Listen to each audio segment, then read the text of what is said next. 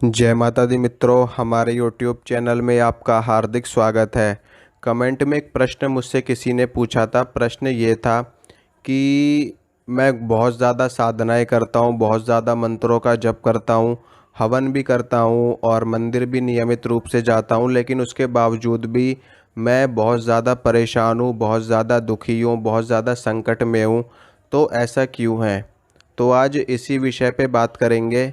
देखिए मित्रों, जब हम पूजा पाठ करते हैं, हवन करते हैं, मंत्रों का जप करते हैं, तपस्या करते हैं या फिर कोई भी आध्यात्मिक क्रिया हम लोग करते हैं तो हम दुखी होते हैं। क्यों होते हैं? इसके पीछे बहुत बड़ी वजह है, बहुत बड़ा कारण है। सबसे बड़ा कारण तो ये है कि हमारे जो पूर्व जन्मों के संस्कार होते हैं, पूर्व जन्मों के हमारे जो पाप कर्म होते हैं, जिसके कारण से हमें बार बार 84 लाख योनियों में भटकना पड़ता है और बार बार मनुष्य का जीवन मिलने के बावजूद भी हम अपने असली लक्ष्य को प्राप्त नहीं करते हैं और दोबारा से पाप कर्म करके, दोबारा से भोग में पड़ के, दोबारा से तरह तरह की चीज़ें करके हम दोबारा से इन्हीं चक्करों में, इन्हीं योनियों के चक्करों में पड़ते हैं और फंसते हैं बार बार। तो जब हम ईश्वर की उपासना करते हैं, ईश्वर की भक्ति करते हैं, तो होता क्या है कि वो हमारे जो पूर्व जन्मों के पाप कर्म होते हैं उनको वो नष्ट करने लगते हैं। ठीक है। तो जब वो उनको नष्ट करने लगते हैं तो हमारी जितनी भी साधना होती है, हमारी जितनी भी हमारी पूजा पाठ, भक्ति, जप तप जो कुछ भी होता है, वो सारी ऊर्जा, वो सारी एनर्जी उन पाप कर्मों को नष्ट करने में लग जाती है। यानी कि जितनी ज़्यादा हम पूजा करेंगे, वो हमारी सारी की सारी पूजा, सारी की सारी साधना उन पाप कर्मों को नष्ट करने में लग जाएगी, उनमें वेस्ट हो जाएगी। तो जब हमारे सारे पाप, हमारे सारे संताप, हमारे सारे बुरे कर्म सदा सर्वदा के लिए नष्ट हो जाएंगे, बिल्कुल शून्य हो जाएंगे, तो उसके बाद से जो हम साधना करेंगे, जो हम पूजा पाठ करेंगे, उसके प्रभाव से हमें सुख की प्राप्ति होगी, उसके प्रभाव से हमें भगवत भगवत दर्शन होगा, हमें ईश्वर की प्राप्ति होगी, हमें माँ आदि शक्ति जगत जननी के दर्शन प्राप्त होंगे और उनके लोक में जाने का हमको अवसर प्राप्त होगा। ईश्वर के दर्शन भी इसी कारण से लोगों को नहीं हो पाते, क्योंकि जो लोग कहते हैं हमने तो 20 साल तक मंत्रों का जप किया, हमें सिद्धि प्राप्त नहीं हुई, हमने 15 साल तक मंत्रों का जप किया, हमें सिद्धि प्राप्त नहीं हुई। तो उसके पीछे भी वजह यही होती है कि जो हमारे संस्कार होते हैं पूर्व जन्मों के, या इस जन्म में भी जन्म से लेकर के अब तक जो हमने कृत्य किए हैं, जो हमने पाप कर्म किए हैं, जो हमने लोगों को गालियाँ दी हैं, जो हमने लोगों का अपमान किया है, जो हमने पाप किया है, जीवों की हत्याएं करी हैं, ये सारी चीज़ें कहाँ जाती हैं? ये सारी चीज़ें आपके कर्मों में ही ऐड होती हैं। इन सब का हिसाब, इन सब का लेखा जोखा होता है भगवान के पास। तो इसीलिए जब हम साधनाएं करते हैं, तपस्या करते हैं, तो ये सारी चीज़ें हमारी धीरे धीरे नष्ट होने लगती हैं। और जब ये पूरी तरह से नष्ट हो जाती हैं तो उसके बाद में एक बार भी मंत्र का जप अगर आपने कर दिया तो तत्काल आपको भगवत दर्शन हो जाएंगे, तत्काल आपको ईश्वर की प्राप्ति हो जाएगी, तत्काल आपको सिद्धि प्राप्त हो जाएगी। तो आपको बिल्कुल भी घबराना नहीं है, बिल्कुल भी चिंता नहीं करनी है, बस आप लोग ईश्वर की भक्ति में लगे रहो।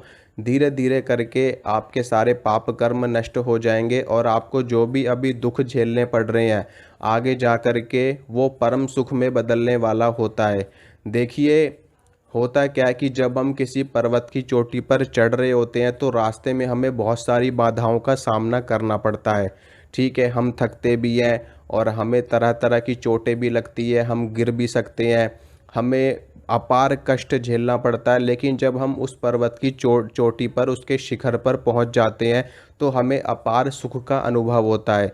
इसी प्रकार से जब हम भूमि में से जल निकालते हैं तो हमें कष्ट का सामना करना पड़ता है, हमें बार बार धरती को खोदना पड़ता है, बार बार मिट्टी को खोदना पड़ता है। खोदते खोदते जब हम उसको लगातार खोदते रहते हैं, कितनी मेहनत करते हैं, कितना ज़्यादा परिश्रम करते हैं, कितना ज़्यादा श्रम करते हैं, उसके बाद में जब हमें पानी मिलता है, हमें जल उपलब्ध होता है, तो उससे हमें कितना ज़्यादा सुख की प्राप्ति होती है।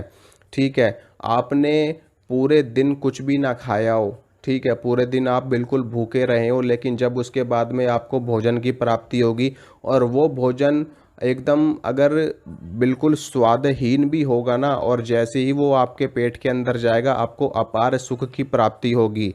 तो इसी प्रकार से जब आप साधना कर रहे होते हो तो ईश्वर आपको तपस्या की अग्नि में पका रहे होते हैं, उसमें आपको जला रहे होते हैं, उसमें आपके समस्त पाप कर्म दुष्कर्म नष्ट कर रहे होते हैं।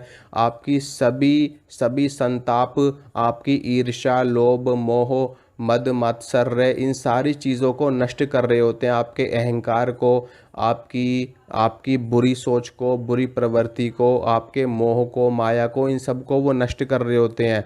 यानी कि वो आपको इतना ज़्यादा तपा देते हैं कि उसके बाद में आपको महान सुख की प्राप्ति होगी, आपको भगवत दर्शन होगा, आपको ईश्वर की प्राप्ति होगी, और उसके बाद में कभी भी आपको जीवन में दुख का चेहरा देखने को नहीं मिलेगा, यानी कि कभी भी दुख आपके जीवन में नहीं आएगा।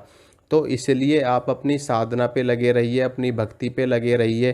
धीरे धीरे करके आपके समस्त पाप कर्म नष्ट हो जाएंगे और आपको सिद्धि भी प्राप्त हो जाएगी, आपको ईश्वर की कृपा भी प्राप्त होगी, और आपके जीवन में जितने भी दुख आपको देखने को मिल रहे हैं वो सारे दुख नष्ट हो जाएंगे अपने आप ही।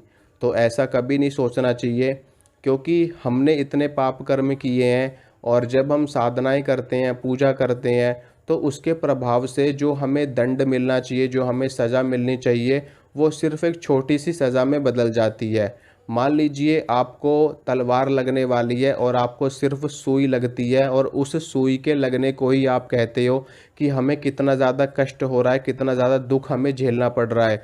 हो सकता है ईश्वर ही आपकी रक्षा कर रहे हो सकता है माँ भगवती आदि शक्ति ही आपकी रक्षा कर रही हैं, जो आपको इतना भारी दंड मिलना चाहिए था उसके स्थान पर आपको सिर्फ छोटा सा दंड ही मिला है।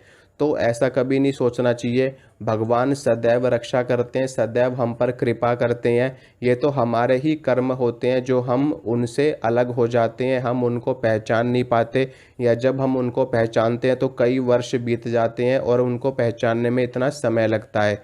तो कोई भी व्यक्ति भगवान की भक्ति से दुखी नहीं होता। भगवान सबको सुखी करते हैं, सबको अपना आशीर्वाद देते हैं। सिर्फ और सिर्फ दुखी हम क्यों होते हैं? क्योंकि जो हमारे कर्म खराब होते हैं, हमारे खराब कर्मों की वजह से ही हमें दुख झेलना पड़ता है। बल्कि भगवान तो हमारी रक्षा करते हैं। जहाँ पर हमें बहुत भारी सज़ा मिलने वाली होती है, वहाँ पर हमें छोटी सी सज़ा मिल जाती है अगर हम भगवान की शरण में होते हैं, माँ भगवती आदि शक्ति की शरण में होते हैं। तो आप बस ईश्वर के चरणों में पड़े रहो, उनकी शरण में जाओ, उनकी पूजा पाठ में लगे रहो, उनकी भक्ति में लगे रहो।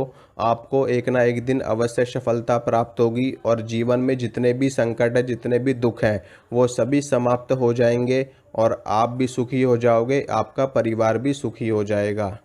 तो आशा करता हूँ मित्रों, जो जानकारी मैंने आपको दी है आप उससे संतुष्ट होंगे। तो वीडियो को लाइक कीजिए, वीडियो को शेयर कीजिए, और चैनल को सब्सक्राइब करिए। मिलूँगा आपसे अगली वीडियो में। जय माता।